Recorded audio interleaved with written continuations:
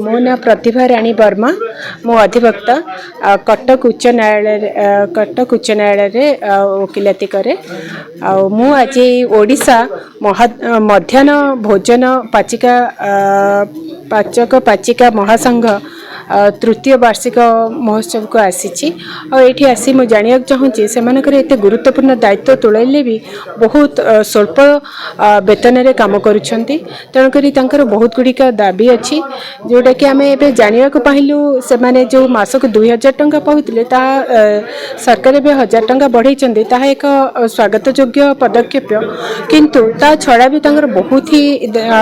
असुविधार सम्मुखीन होती जमीती कि अकस्मात कौन गोटे आघात पहुँचले तार मेडिकल इंश्योरेंस बा तांको किछि स्वास्थ्यगत सुविधा भी दबा कथा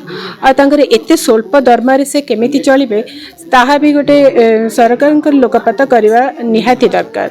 यही सब तांकर दाबी नहीं आमे सरकार को जनइबू आउ से माने भी निजे निजे तांकर ये दाबी को जानिबा कथा जे तांकर ये एते स्वल्प दरमारे से माने केमिति चलिबे आउ ता छड़ा तांकर आउ जो नियुक्ति बा तांको जो चाकरी रो बाहर करथिबा जे तार गोटे किछि नियम नाही सेटा गोटे नियम बना जाऊ जे तांको नियुक्ति करिबारे केतिकी योग्यता रहबा कथा शिक्षागत योग्यता केतिकी रहिया कथा आउ तांको जदी बाहर कर दिया जाउची ताले गोटे नोटिस भी जहाँ भी तांको किछि जणे कि तांकर किछिटा जहाँ भी से माने रिप्रेजेंटेशन देबे से ऊपरे आलोकपात करिकि तापरे तांको से व्यवस्थाटा रहिबा कथा। मो परिचय होछि मो डंबरुधर महंत मो घर केन्दुझर जिला मु आमर ओडिशा पाचक पाचिका महासंघर जने मार्गदर्शक भाव में कार्य करुछि। देखंतु दुर्नीति एथिपई होउछि जे किछि न्यस्त स्वार्थ व्यक्ति जो मानक आमे कहूछु जो माने निज स्वार्थ पय लागिछंती एवं से माने केवल अर्थ पछरे धाइछंती से गोटे गोठी रहउछि आउ आमे माने निस्वार्थपर भाव में आमे भौणी भाई मानकर सेवा देवा पई आगे आसीछु तेणु करी आमर संघर एभଳି माने भाग भाग हेकी रही वर्तमान सुधा तेणु आमे समस्त को आह्वान करुछु भाई भौणी मानकु जे आमे समस्त एकाठी हे एका सहित जदि लढ़िबा सरकार सहित आमे सामंजस्य स्थापन करी सरकार को आमर हक दाबी प्रदान करिबा ताहले निश्चित भाव में आमे सफल हवा। आमर देखंतु माननीय श्रीयुक्त मोहन माझी महोदय आमर मुख्यमंत्री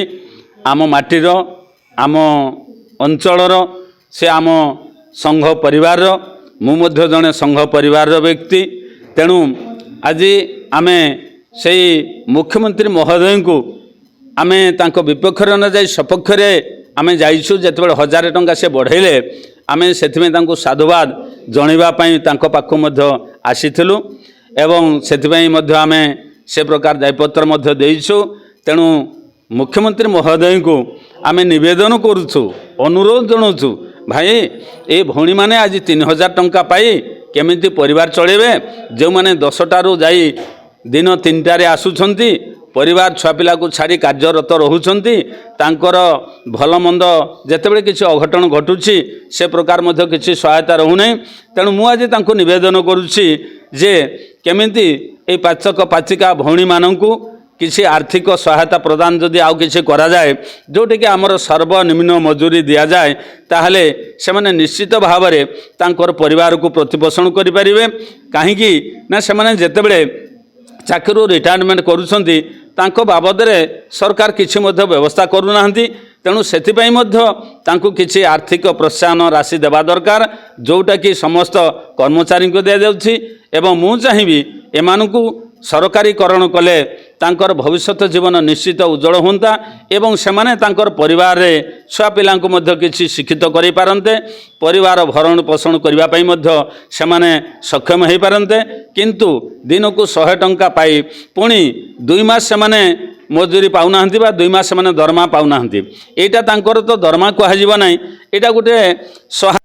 तांको प्रदान करा जाछि तेणु सहायता राशि जदि वृद्धि करा जानता किछि नहले भी